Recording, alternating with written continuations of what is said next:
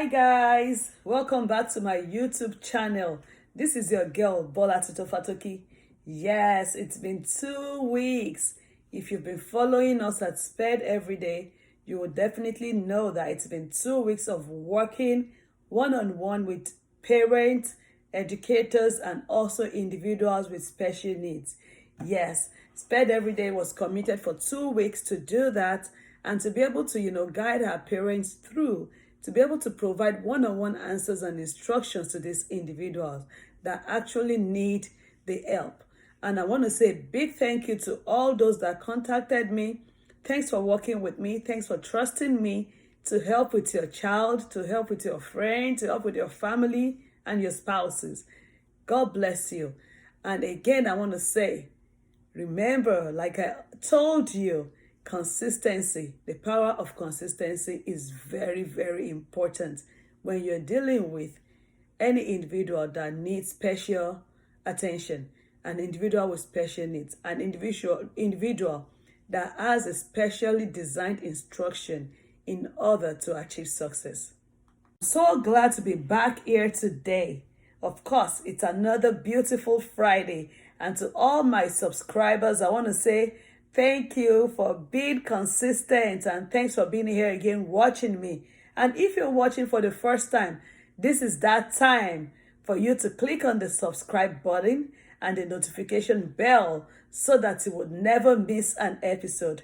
And do not think you missed others already. No, you can always go back to all the old videos and watch them. Remember to always share the videos after watching. Thanks again for watching me today, and I'll just dive straight into the topic. So the topic today is focused on executive functioning skills. Executive functioning skills. And the choice of this topic is because in the last 2 weeks, I've had the opportunity to work with a lot of parents concerning this skill.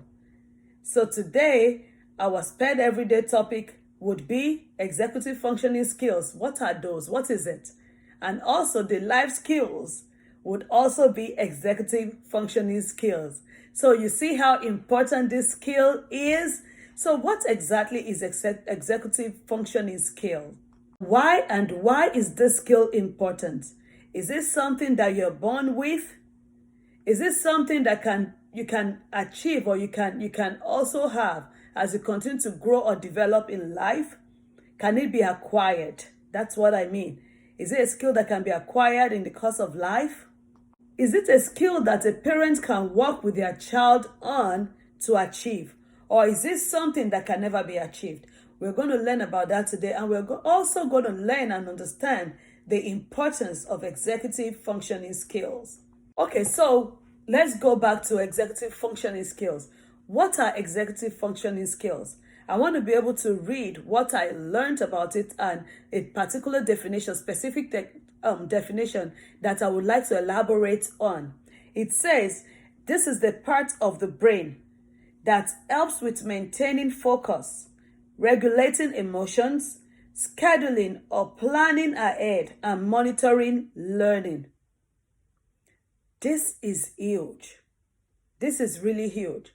So it means there's a part of our brain, there's a part of us that has to be able to do all these things, to be able to help us to maintain focus, to help us from being able to use our emotions wisely and in the right way, to help with our time management and planning.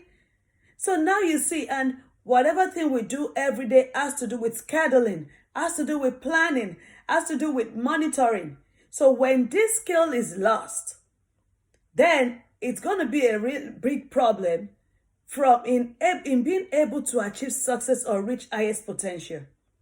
So a lot of people would tell you that, oh, this child is just being lazy.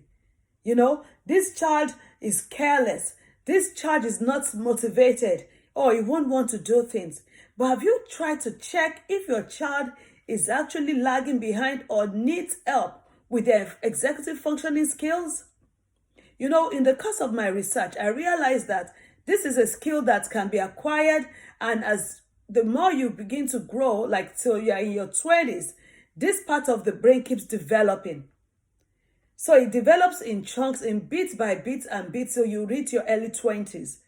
So if you think it is too late for that child now, it is not.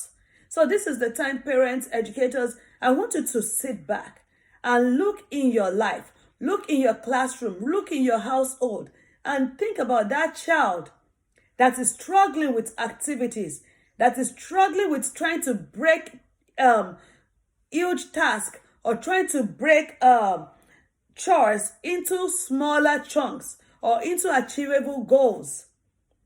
Look into your classroom and look for that child. Think about that child that lacks planning, that is unable to plan ahead. Look at that child that forgets their homework at home every time, or is unable to complete a project. And then think about it. Have I tagged this child as being lazy? Have I tagged this child as being careless? Have I done my due diligence to be able to observe and know if this child needs help in reaching this particular goal? So first of all, I want to say, what do students or children that are lagging behind or that needs help with executive functioning skills, what do they need? Number one, they need support. When I say support, because it's a skill that needs to be learned, and it has to be regular. And while learning that, they need the support of the adult or the caregiver or the educator or parent in their life to be able to walk them through this skill in a way that they'll be able to function right and develop their executive functioning skills. You know, I was talking to one of the parents during our 2-week trainings and all that. And she was like, she never knew that she's heard so much about executive functioning skills, but she never looked it up because she just believed that maybe, it's something that you need, that a kind of skill that executives at the office have to have. Like maybe it's for executives working in a career, in a job. You know, so this is the time, parents, we need to understand that when we hear something, when we hear a particular word that we've not heard before, all you need to do is just Google it. What is this thing? And for a while, just imagine, she said, somebody was telling her about this. That your child may need help with some executive functioning skills. And she just thought it was just the usual career thing. And she was like, anyway, I bet my child won't be able to, he's not employable, so I won't be able to use this skill. So why would I want to learn that? And she said, I waited 5 years to be able to know what this was. And I should have started 5 years ago and helped my child to at least learn some part of this skill or to work with my child. And she felt really bad. So I just want to again say that if you are one of those parents that will just hear something for the first time and you believe you know, please do your due diligence. Do justice to finding out and asking. Okay. So I was talking about what do students or children who need executive functioning skills, or who needs help with the executive functioning skill, what do they need? They need your support. They need you to be consistent with them. I'm going to tell you why they need consistency by the time we get to ways that we can help build this executive functioning skills in their lives. And also they need patience, and they need to trust you.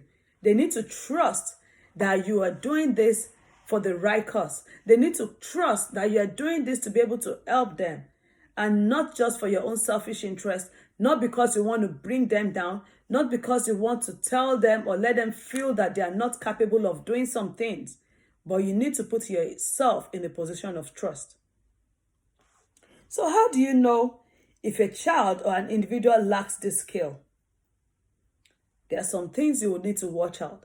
And as I'm talking about this, I'm not saying you should label any child or individual, but I just want you to think. Do you have anybody or any child around you, any of your children with special needs that has inability to plan ahead? I understand there's some disabilities that would not make your child be able to plan, that you have to do the planning for. But look at this child. Okay, this child already is under this category of disability. What else is lacking? Can this child can this child actually function in this area with assistance, with reinforcement, with support, is this child capable of functioning? Can they plan ahead on their own? Now you need to think about that. Okay, why are they not able to plan ahead? Is it due to their disability, or is it due to a lack of a particular skill? Is it their cognition, or they just cannot do it? Like, you need to now look deep, and that is where observation comes from. Also, can this child stay focused? Like another parent told me, oh, my child cannot stay focused because my child, we're battling with ADHD and all that.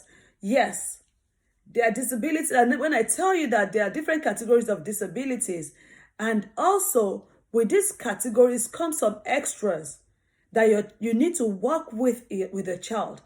All the characteristics of these disabilities come in different forms.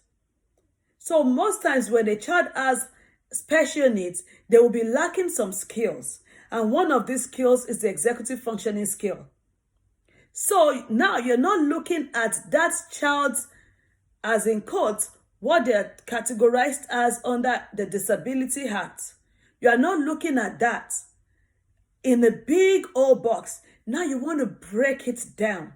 You want to be able to individually or personally or specifically analyze, okay, I understand my child has this. My child is a person of this. But what are those things, what needed for my child to be able to reach their highest potential? Oh, if my child is able to have schedule planned, it can be able to do more work. If my child has a daily routine, now you are helping your child to be able to achieve that they are supposed to achieve. So if you're looking at the big umbrella, you may be lost in thought, you may be lost in helping. And that is what I'm telling you about this skill today, that you're going to see a lot of this in your child that is categorized under a type of disability. Okay? And the most important thing is that when you've been diagnosed, oh, my child has been diagnosed of autism, now look at it. What are the characteristics? What are the things I'm seeing in my child?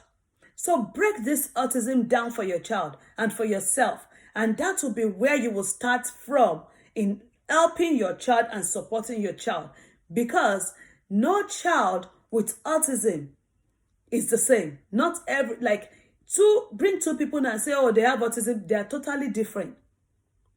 You will never have a child, oh, this child has autism, this child has autism, and they have the same characteristics, or they act alike, or they do the same. So that is why this plan, everything you do with your child has to be specially designed for them, has to be unique and individualized for them.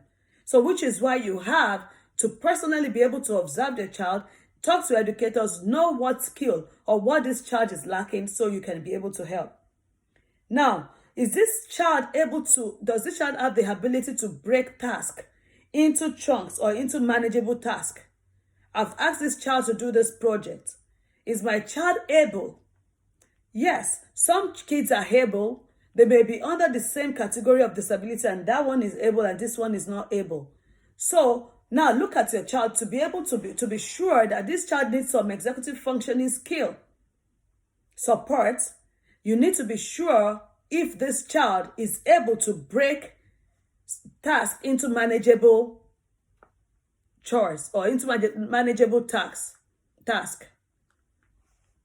Furthermore, we want to look, okay, I told my child to get this for me, or this child needs this materials. It could be projects, it could be homework. Is this child forgetting this at home all the time? Are they forgetting necessary documents? Are they losing materials that are important?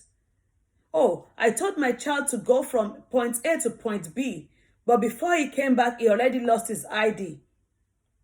And you know that this is not because something happened, but it's just because this child was not able to manage those two things at the same time. Maybe at that time, he needs to do other things, and then he forgot. So is your child able to remember details when you give information? Is your child able to keep those materials that are important safe? Does this child or individual procrastinate? Or is this child rushing to do work? Like instead of paying attention or just focusing on the details to be able to complete a task? Are they rushing to do it? Now you need to ask those questions. After asking these questions, then you need to sit back. I always tell you, make sure you do an evaluation. Don't just conclude. But you need a particular support. You need evidence. You need what to communicate to your doctor, to your the professional you want to talk to. You need something on paper to be able to communicate. So you are not just today saying that, oh, my child is unable to plan ahead because you wanted your child to do something today and he was not able to do it. No, this has to take a while. You need to be able to put yourself in a position where you are observing this child in different environments with different tasks to be able to know that this is a generalized situation. This is a generalized need for assistance. Oh, because your child lost a document today doesn't mean that your child is lacking in the executive functioning skill. So you need to be able to pay attention and to be able to watch and understand. Does this happen all the time? Does this happen in one environment, or this happens all the time in every of this child's environment? Oh, my child doesn't have always got complaints from the teacher. He's not turning in homework, or the homework was lost before he gets to school. He left the homework on the bus, or he left it at home. He couldn't find his backpack. Is this a one-time thing, or is something that keeps happening? Now, those are important questions to ask yourself before you conclude that your child is lacking or needs help with executive functioning skills. And remember, I told you, this is a part of the brain that keeps developing till the early 20s. So it is never too late to build on these skills.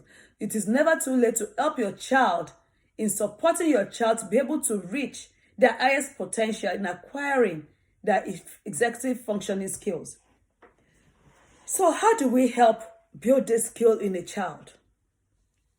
How do you help your students?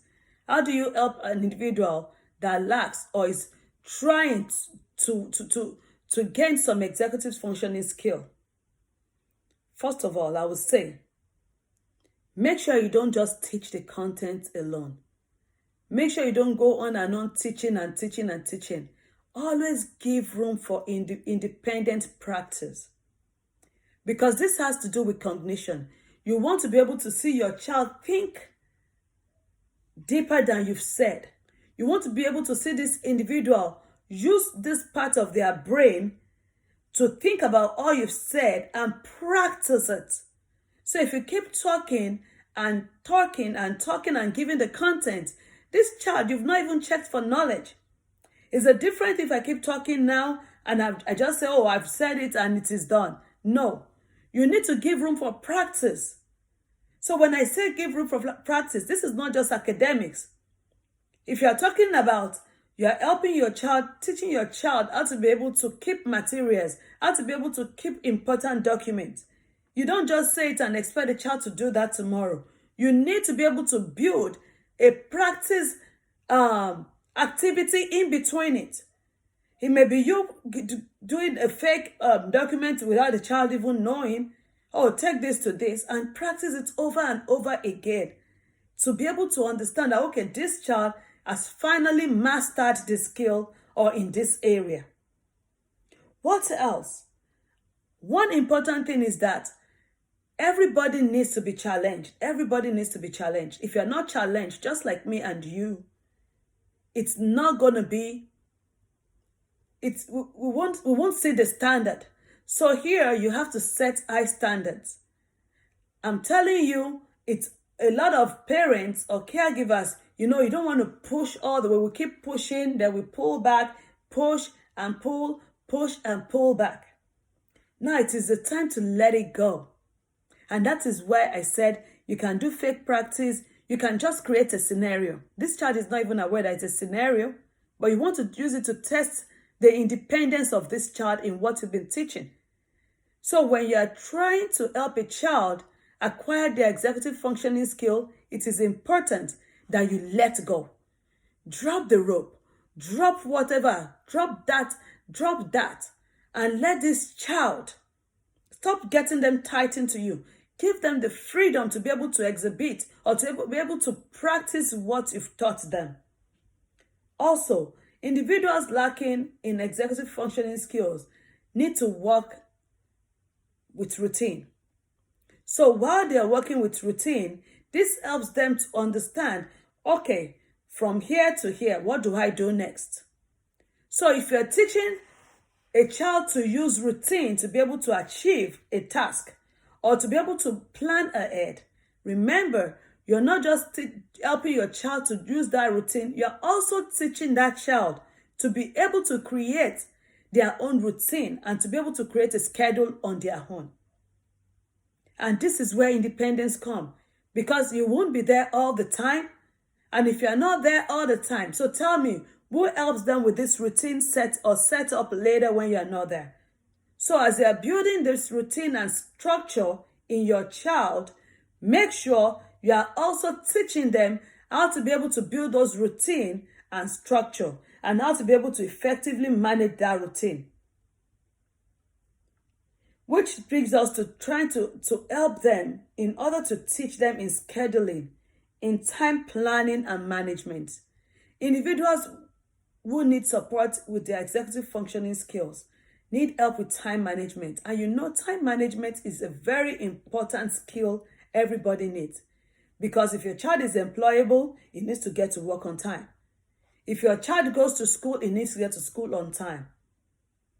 So time management is important. Do you want to use alarm clocks? Do you want to use a kind of device that will wake this child up? Do you want to set timers for every hour or on every chore this child has to do? Now remember, do not just set this up on your own. Involve this individual. Because while you're involving them, they are also being able to use this part of their brain to work. They're putting it to work to be able to understand and see what you're doing, what you're teaching them, and they can build on that as they keep growing in life. Also, let this child use to-do list. Let them learn how to note-take. While they have their to-do list, I would always say, you can even create a task analysis plan for them. You can use task analysis by breaking out the tasks they're supposed to do and letting them know how to do it. You can even put the time. Oh, this particular one in 2 minutes. This particular in 3 minutes. This would help them consistently figure out how to break or put their management time into chunks to be able to be productive all day. And while they are doing things, while you're talking to them, teach your child, how do I note take? So that they can pick important points. And this helps with focus when they are not taking from you or from a lesson they are learning from. You know, it helps them think and focus on you talking. So if your child is that high functioning and you're able to see that child to communicate, now you want to teach that child to look at you. Look at my mouth when I'm talking. Pay attention. And you know, when you're trying to do this, you don't have to do it where there's noise. Remember, you're trying to build a skill in your child.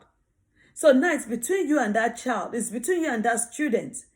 Put this child in an environment where he can be able to focus and pay attention. A lot of kids do not, our individuals with special needs, are not able to focus when there's a lot of noise, distraction. So you want to be able to reinforce this behavior in the best and most convenient environment of this child, where they'll be able to pay attention to you, to listen and understand what you're trying to tell them, and so that all your effort will not be in vain. And while doing this, you need to use positive reinforcement. Reinforce their action. Reinforce their action. Help them. Oh, they did it right today. Do something. Reward them. A lot of individuals, even me, when I get rewarded for what I've done, oh, I want to do more. I want to pay more attention. You know what works for your child as a reward. So please put that in, and I can tell you, you may not see it today, but that is helping your child. Then lastly, I want to talk about thinking aloud. Most times, because of so many distractions in the brain for our individuals with exceptionalities, a lot of things going on, the focus is not there. So now you want to teach your child When you hear something, say it out loud. Think aloud. There's no harm in thinking aloud. Because when you think aloud and you speak it out, you're trying to, digest that which you've heard. And you're trying to put that into your subconscious. So you want to teach your child. You teach your child on the individual you're trying to help how to think aloud. And you can do this by mentoring or practicing with this child. Say something important, repeat it. Tell your student to repeat the same information to you or to themselves. What have you gained from this information? What were you able to pick from this information? And I can tell you, this would help you to be able to build the executive functioning skills of your child. I'm going to give a quick recap before I go today. The first one, I talked about what executive functioning skills was. And I let you know that there's a part of the brain that helps us deal with maintaining focus and regulating our emotions. And it's also that part of the brain that helps with our time management, our scheduling, and monitoring our learning. Then I talk about what students need or individuals need to be able to achieve success with their executive functioning skills.